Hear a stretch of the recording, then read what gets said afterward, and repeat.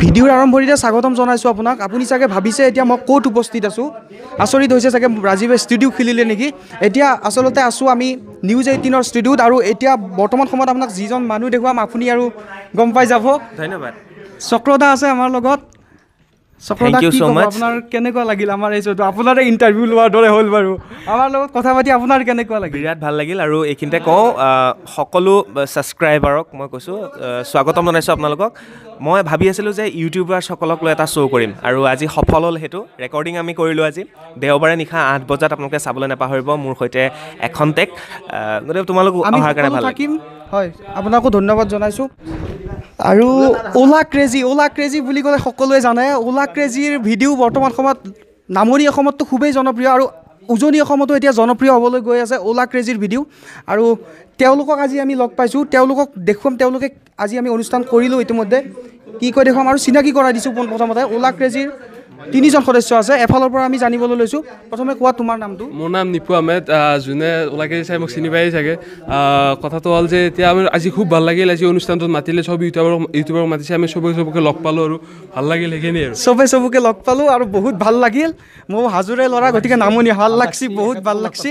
আমি যদি চিনাকি কৰাই দিওঁ, পোনপ্ৰথমে ভূষণ দাক চিনাকি কৰাই দিব লৈছোঁ। এছামিছ মিক্সাৰ চেনেলৰ ভূষণ দা আছে আমাৰ লগত আজি, আৰু আমি শ্ব'টো কৰিলোঁ ইতিমধ্যে।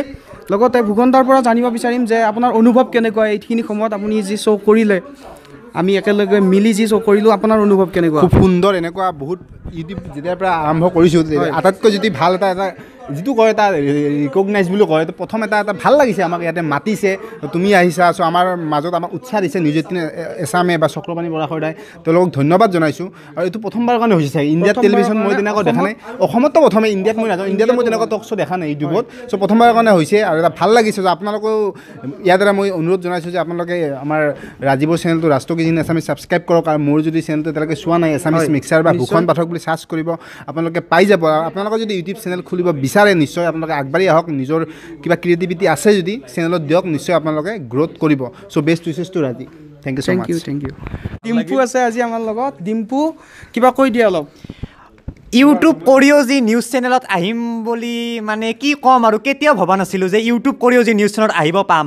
মই আগতে দেখিছিলোঁ যে মেট্ৰিকত ষ্টেণ্ড কৰে চলিবিলাক, ধুনীয়াকৈ আহি পেলাই বহাই, ধুনীয়া কথা সোধে। সেইবিলাক দেখি মোৰ অলপ ৰাগো উঠিছিল, খঙো উঠিছিল। ঘৰত কৈছিলোঁ যে এইবিলাক চলি দেখা নাই, সিহঁত গৈছে নিউজত গৈছে, তোৰ কাম নাই, বহি থাক। কিন্তু আজি ময়ো আহিলোঁ, ঘৰত যাই ক'ব পাৰিম যে মেট্ৰিকত ষ্টেণ্ড কৰিলে অকল নিউজত আহিব নোৱাৰি, মোবাইল দি কিবা কিবি বকিও আহিব।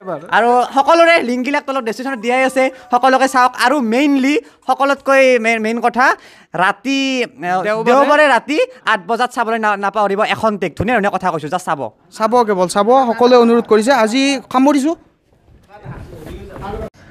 ৰাজ টকিজ মোৰ প্ৰিয়, মই ছাবস্ক্ৰাইব কৰিলোঁ, আপোনালোকেও ছাবস্ক্ৰাইব কৰক আৰু চাবলৈ নাপাহৰিব ৰাজ টকিজ।